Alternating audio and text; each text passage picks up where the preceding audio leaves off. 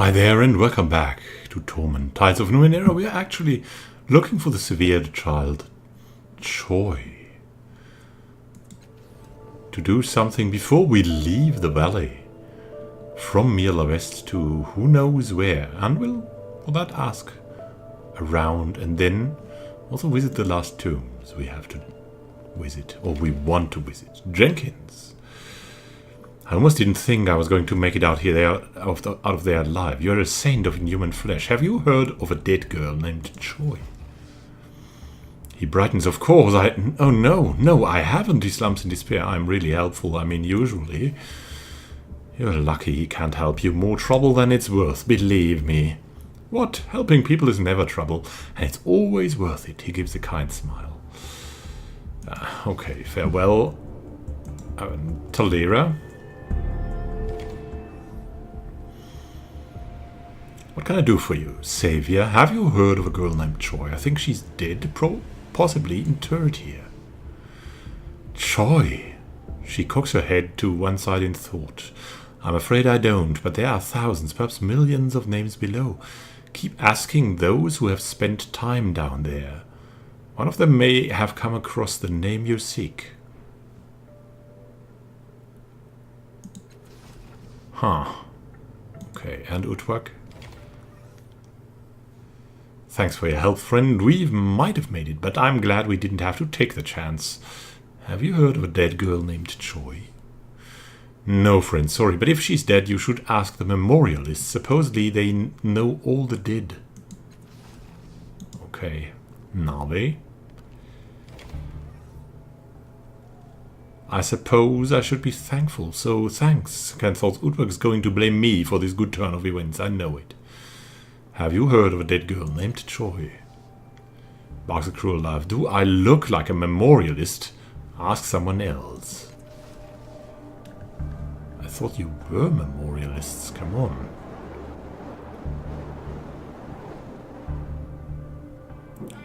What is that? We'll enter here. To a location we already know. The memorialists we seek, so we'll try the number that was on the dead memorialist's note with the name Najma. Press the buttons 4135. As you press each button, a symbol illuminates on a surrounding hex. The fourth hexagon illuminates, a field of energy forms around you. A tight, sucking sensation pulls at your gut, then suddenly you're somewhere else.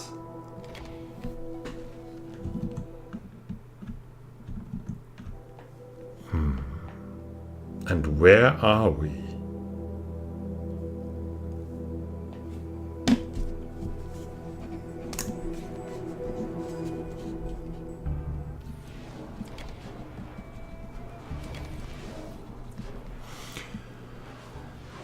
The arcane humanoid shimmers and displaces across multiple versions of itself in a blink. So quick is the motion that you almost doubt your senses.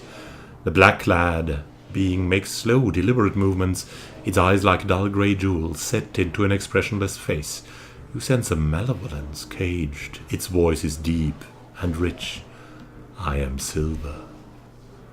You are a fellow seeker. Yes, Tantalum has sent me to learn the secrets of the valley. I can smell the desire on your skin, but not the success. I have explored many of them and learned many things. Tantalum has said, I will find secrets here. He is correct. Keep up the search and your desires will see a reward. Scanthoughts must keep searching, but time, yes, there's still time. What are you? An AI? Caustic whispers, his selves are an illusion, not a true ripple in reality. Do not fear him on that account. I am an acolyte, a seeker of knowledge, a devourer of artifacts, a stumbler on the path of truth. His eyes shine an answer for the unanswerable. So, you believe Tantalum?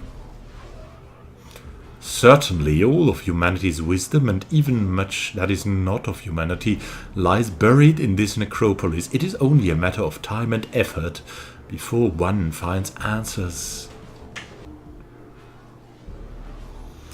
And what have you found in these tombs, Silver?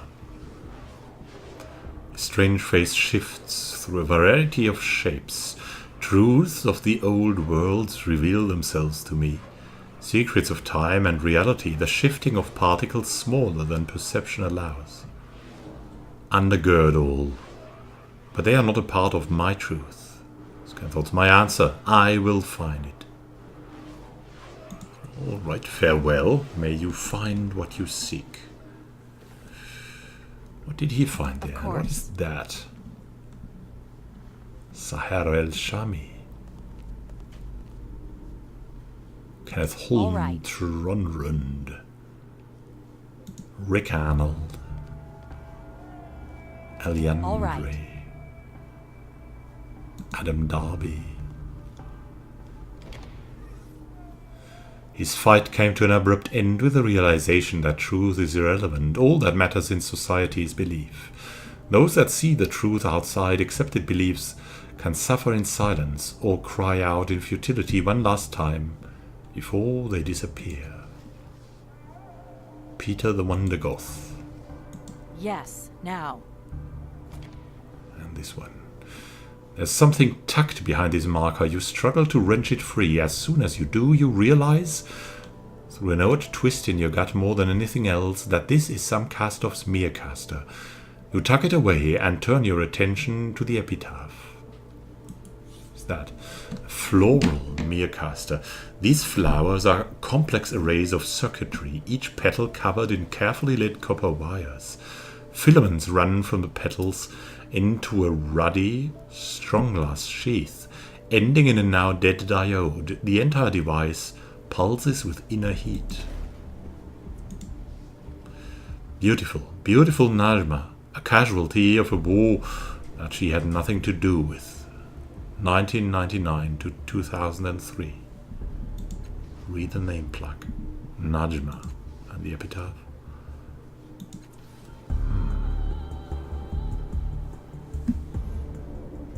I'm going. Strange, but not Choi. What do we already know? I don't know. The Ender's Gate is not something we want to visit right now. Enter the code for the tomb with a stringed instrument. Press the buttons 3, 5, 4, 3. As you press each button, a symbol illuminates it. And a field of energy forms, and we transport ourselves somewhere, anywhere, to another reality of the tomb. In this hexagon world. We're here again. Yes, now. Intricate etchings over this carved head, with the most prominent being 8 concentric channels centered on the brow. A small porcelain bead in each channel is attached to loose metal strings of varying thickness. The strings run down into the bridge of the nose and emerge from the open mouth at even intervals, reaching down to the floor. It reminds you of a large stringed instrument, though you have no idea how to play it. It's the 11th string. Her eyes alight on the 8 concentric rings, and she hisses with delight. I would like to uncover this thing's secrets. She runs idle fingers across the strings, producing a series of discordant notes that shiver a jagged, ugly rainbow into being. She frowns. It must require tuning. Examine the carvings and etchings. These carvings were not made by human hands. They curl and flow in an alien script, and lights glimmer within them.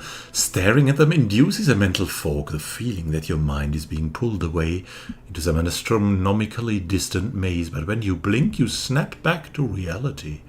You feel nausea coming on. Calastique traces the deep-set band of concentric circles with her fingertips, oblivious to the attention of her echoes. Such artistry, she whispers. Examine the strings. Each of the 8 strings is fully transparent, of varying thickness, and is made of shimmering light, coherent but gentle. When you touch them, they make a terrible noise, as of shattering glass, crunching metal, and screaming exotic animals. The head of each string is attached to a small bead in one of the 8 concentric circles. And the beads. Each bead is made of a different metal, machined in exquisite detail. A tiny indentation in the bead fastens onto the string. A beam of coherent light, a small bridge anchors the bead to a partner. The neighboring channel. The beads are loose in their channels, so if you push on one, the other moves in tandem. Closer examination reveals 4 slight declivities in the shape of an X in the channels. If you move the beads into those spots, you might be able to lock the strings into place. We'll try to tune them by manipulating the beads. Who could do that? Calastique has a chance. But only we have the certainty to do it. You slide the bead bridges into the deeper indentations and they click audibly into place. Each of the strings shifts slightly in the visible spectrum, and the jangling, terrible noise the strings produced has changed to a pleasant hum. Each of the 8 strings is now in harmony with the others. I believe now a melody or two that we might play. She settles, Calastique settles her fingers on the strings and concentrates. Several of her more solid echoes lean in to whisper, and she smiles and murmurs. She begins to strum.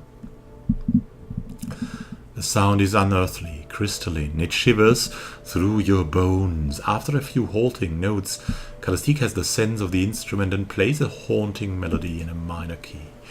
She lifts her hands from the strings and steps away from the instrument. Nothing happens. She begins. The strings harden completely, humming. Above them hovers a welter of confusing lights and images. You can't even look at it. Some sort of spatial or temporal distortion blinds you. Then Calastique places a hand on your shoulder, and for a moment you see as she does. The image slides into focus along planes of realities. Together, she whispers, we will solve it. Try to decipher the image.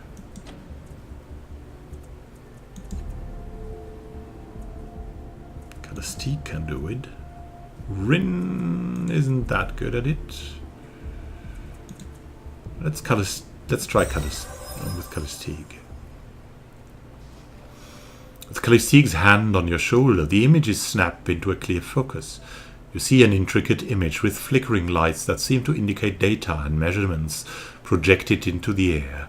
You realize that these images and measurements project through realities, through dimensions, and you have a momentary glimpse into Calistique's everyday perspective. Probabilities coil around you, and it is only through the power of your shared mind that you can make sense of what you're seeing.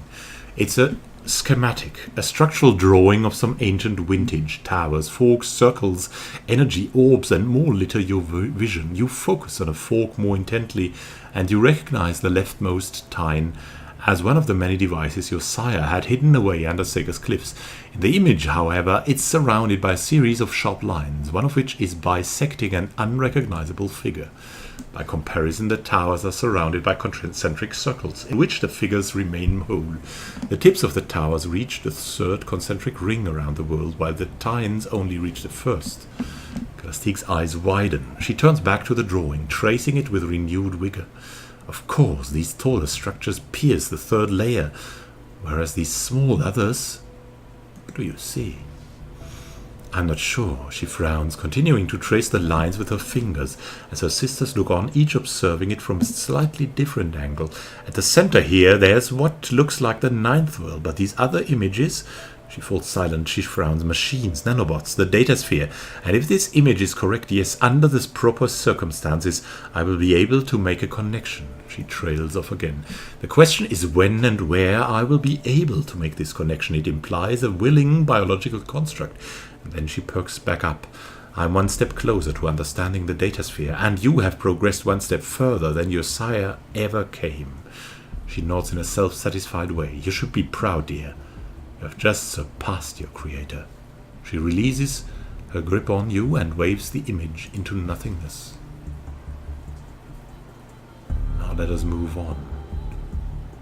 We will not, though. I'm ready. Let's look at this again. Scott Andrew Mullock. Comrade of Alright. Silence.